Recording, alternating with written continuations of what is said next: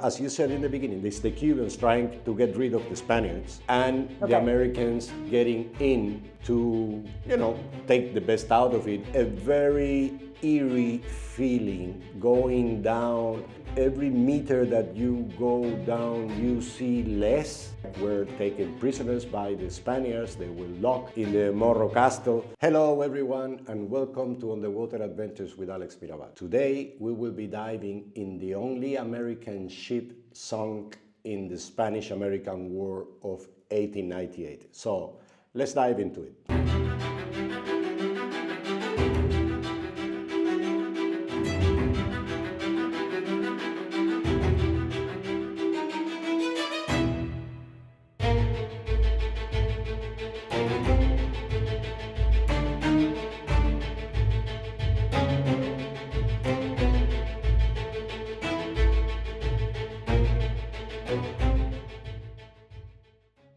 The Spanish-American War of 1898, it marked the end of the Spanish rule in the colonies of America and Asia. Cuba and Philippines were the last countries or the last colonies to be freed. So this war has been very well documented. There is a lot of information about this war. I personally have made 3 or 4 documentaries about the shipwrecks of that military action, but don't worry, I will not make this video as a history class. We will talk about one of the wrecks and I will give you a little bit of a background how they got there. Why is also the only American ship sunk in the entire war. The actions took place in the Bay of Santiago de Cuba to the east of Cuba, where there was a Spanish Navy fleet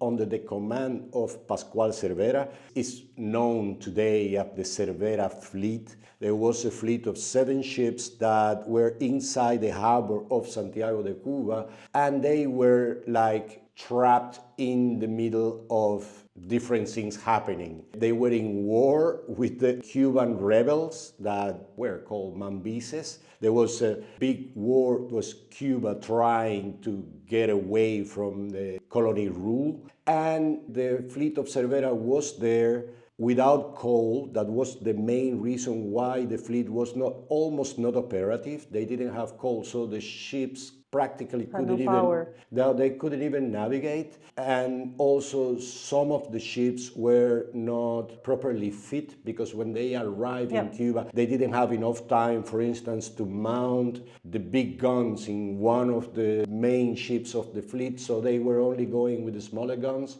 And then when Americans get into this war, they send a squadron under the command of the Commodore Schley to block the harbor and keep the Cervera fleet inside so they could surrender the fleet by starvation or anything, just to make them capitulate and stop the war, so they would free the country from the Spaniards and I guess to take over. For those less informed of the two of us, aka me, could you explain just a little bit the context? So it's basically Cubans fighting against the colonization of the Spanish and the intervention of the Americans, or it's Cuban and Americans against the Spanish, kind of? Just trying to understand. As you said in the beginning, it's the Cubans trying to get rid of the Spaniards and the Americans getting in to, take the best out of it or help the Cubans in that. So at the end there was some collaboration between Americans and the Cuban rebels to get the Spaniards out of the country. But the same happening at the same time in the Philippines. So the Americans were also supporting the Philippines rebels that want to take the Spaniards out. I guess it's colonized against colonizer type of mentality, plus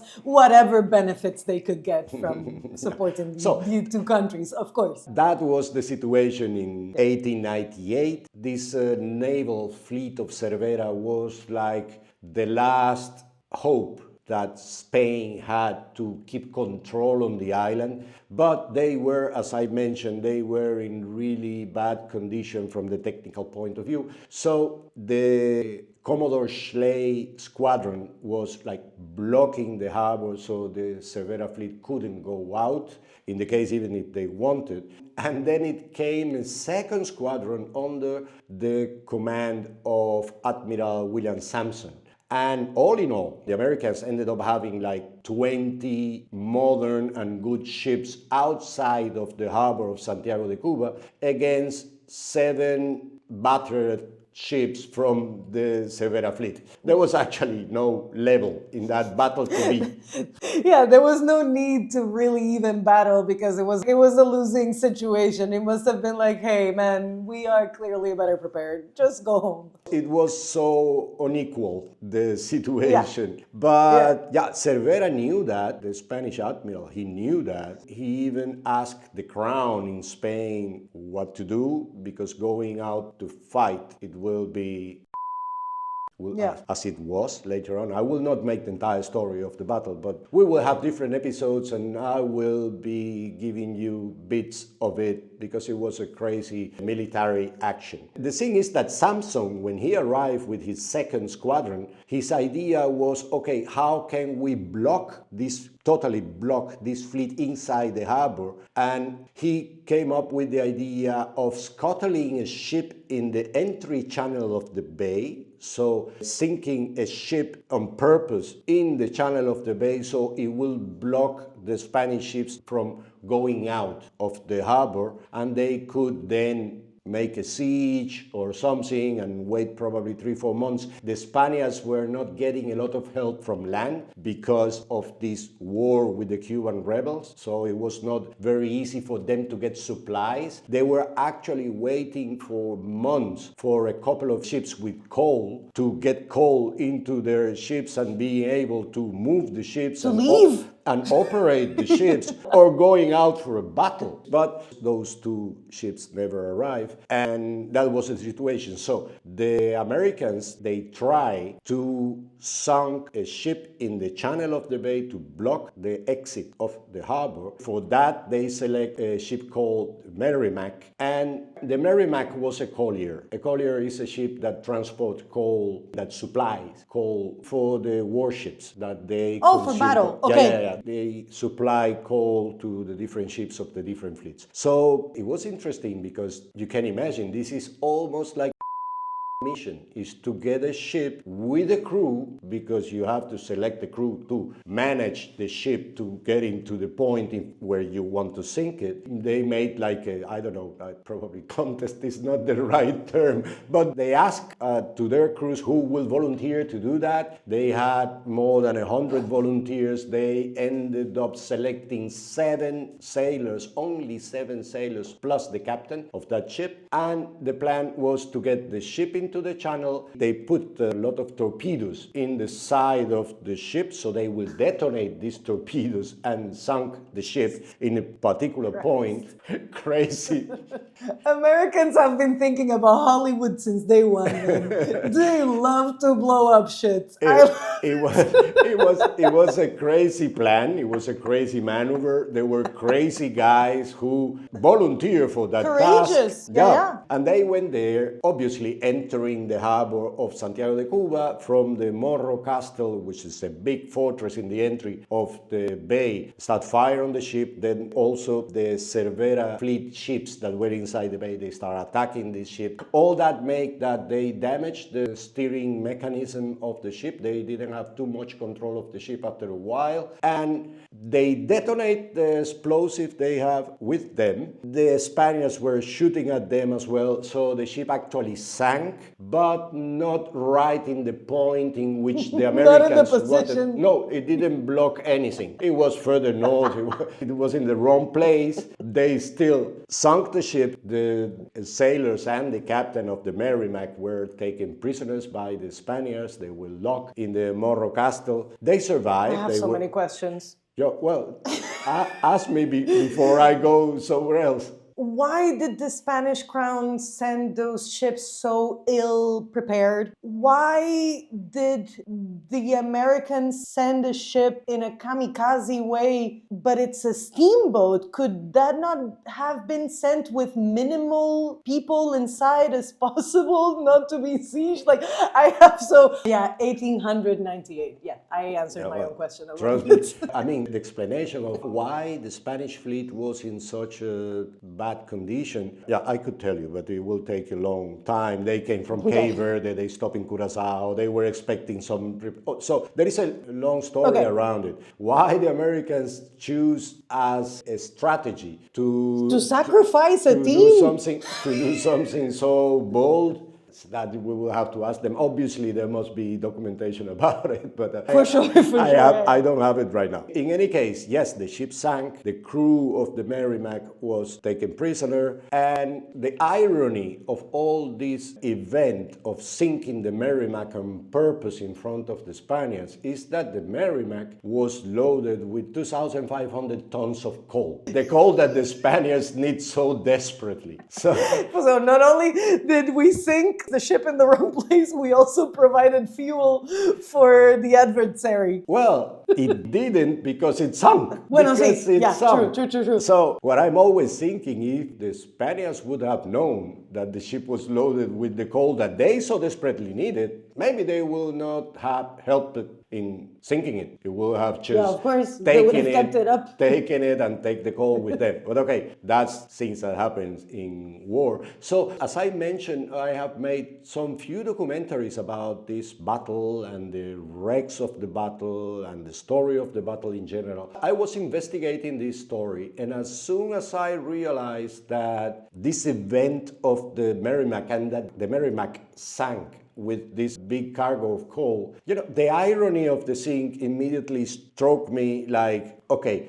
the coal is something that is like the main character of the entire event. So totally. I want to dive that wreck, to film it, and to, if possible, if we are lucky, to film the coal and, you know, to find the coal in the ship. I'm sure you can answer that with any artifact, I guess, but coal being such a raw material, would there be a big probability that it would be kept intact underwater? Well, at that time I didn't know. Remember, this was, but actually I want to warn you because the footage I will show here in this video, it was recorded, it was actually filmed because it was in film. It was filmed in 1987. Yeah, I was 20. Oh, great, fantastic. I was 23. Great for me.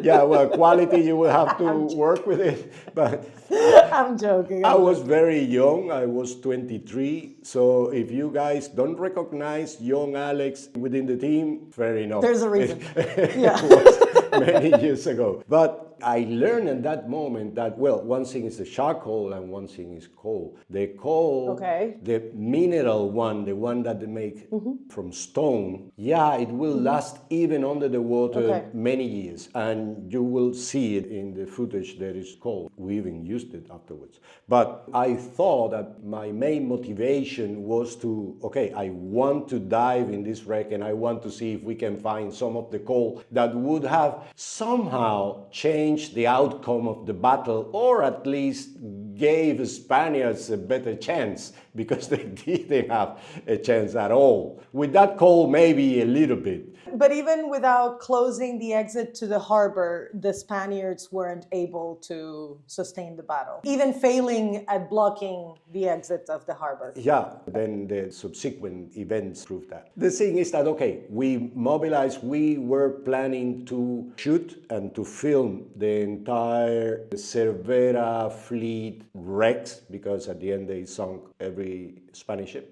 And we wanted to film them all, but I was really interested in the Merrimac because of the cold. So I was talking to the director, which is a friend of mine, Jorge Soliño, the director of these documentaries, and I told him, man, we need to go to the Merrimac, even if it's not because we were shooting a documentary about the Cervera fleet. And this ship is not from the Cervera fleet. Okay, it's part of the history, and it was a very important piece in the entire strategy of the battle, but it was not from the Cervera fleet. In the fleet, Yeah, but we wanted to go there diving. The ship is sunk in about 18-20 meters of depth in front of a small island that is called Cayo Granma or Granma Key, which is a very funny place. It's a very interesting place because it's a very small island. It has no roads, it has no cars. It's that small. It's like a small hill in the bay, and the houses in the coast of the island are all in pillars, are all standing in pillars over the water, which is something that in Cuba is not that common. It's not that common, and it was very interesting for us to see this. It was a very picturesque place, very pretty. We went there, we made some friends there as well.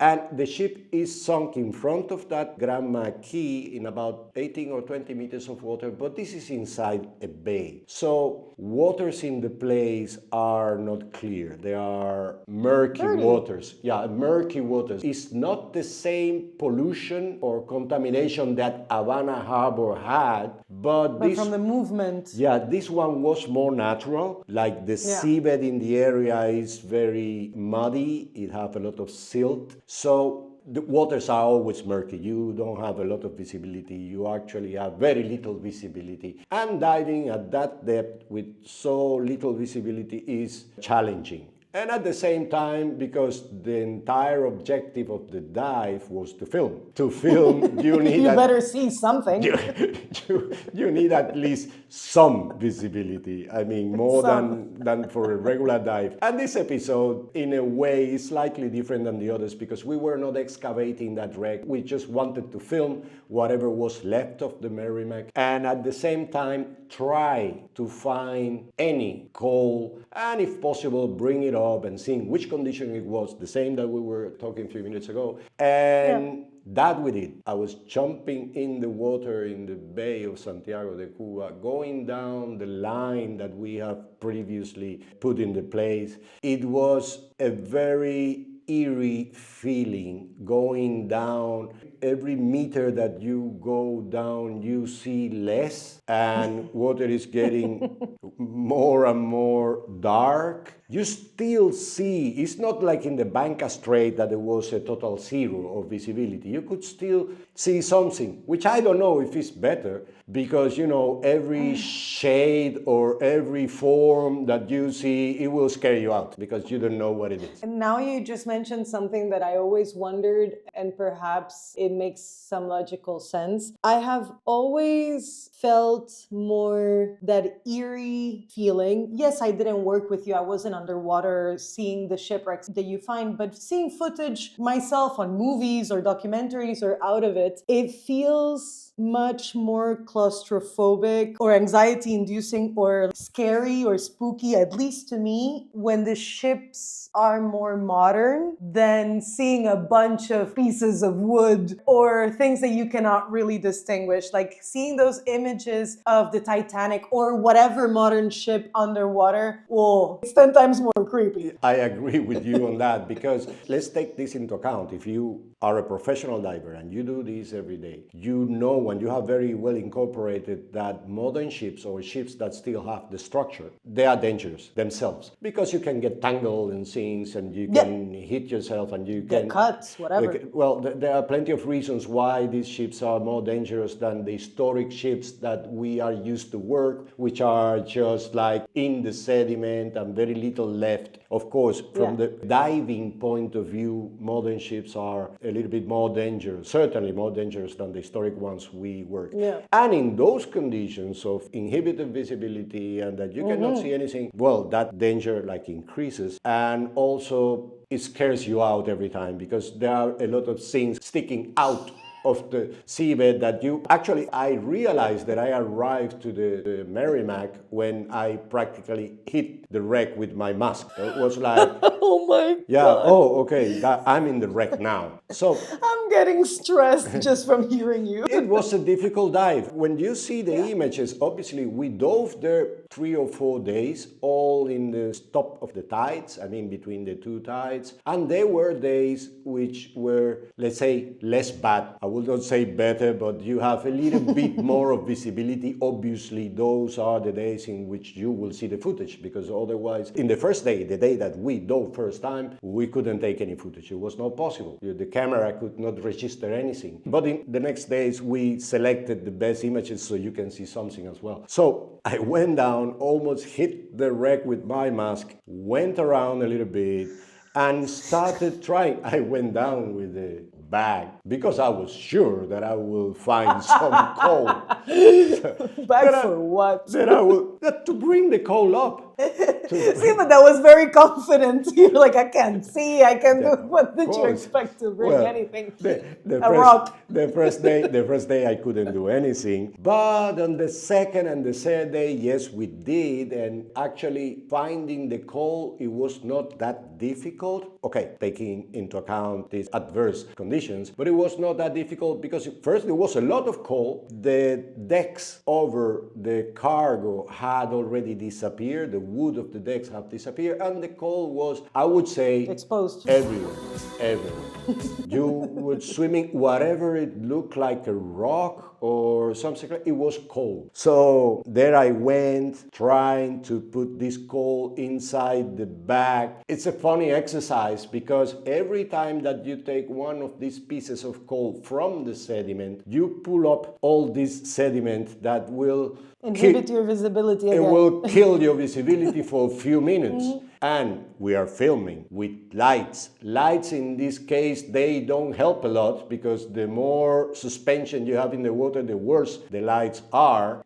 All you can see is the suspension. All you can see is the, suspension being illuminated. Fantastic. There were clouds of this mud popping up, and then we waiting for this to settle down again, to make a second shot and everything. Well, the fact it was that I managed to fill up a bag with this coal, and we took some beautiful images of a place that is difficult to film, but we managed to do some decent images. And then I went up all the way up because you have to find your line to go up. You cannot go up whenever because you are in a harbor. There are ships coming up and down, and when you have a line with a buoy, you want to go through the line because the ships will avoid to navigate over there. If you come up in any other place, you are in danger of being run over by a ship. So we went there, went into our little expedition boat. It was actually a yacht that we rented in Santiago de Cuba,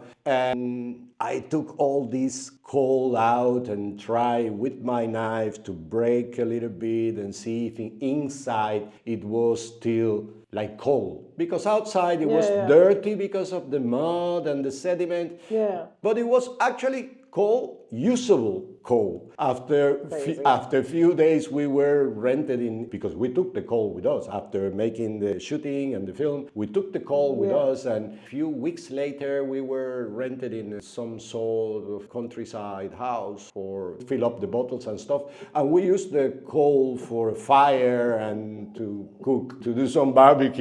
I don't know how okay is to keep that part of the story in this video, taking into account that you guys burnt history literally, but I think it will be okay. There are 2,499 tons of coal down there that can be studied if necessary. So yeah, we did that. We managed to make a very good section of our documentary with the Merrimac, because the Merrimac was also such an important character in the entire story of the battle. Then also to recover some part of the protagonist, which was the coal that the Spanish were lacking and the Americans were sinking in their faces, and being able to hold some of that and to grab some of that it was for our documentary a very good thing to achieve. We presented that documentary on TV many years ago. Actually, it was shot in 1987 and 1988 a little bit, but it was not finished until 1991. So it took some time, the post-production and making the music. We made original music for the documentary.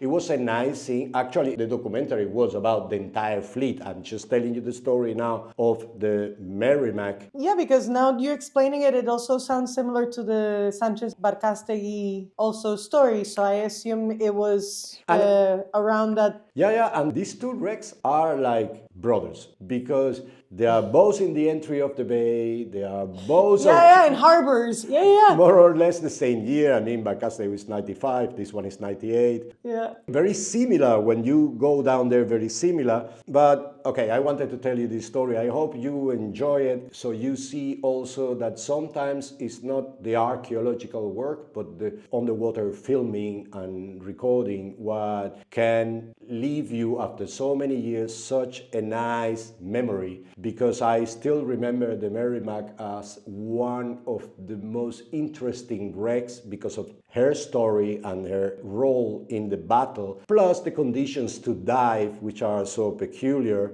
and that all makes a very good package for something that you will remember your entire life. So I hope you have liked the video. Please, if you do, give it a like, subscribe to the channel, share the video with the people that you think that will find it interesting, and let's keep on diving.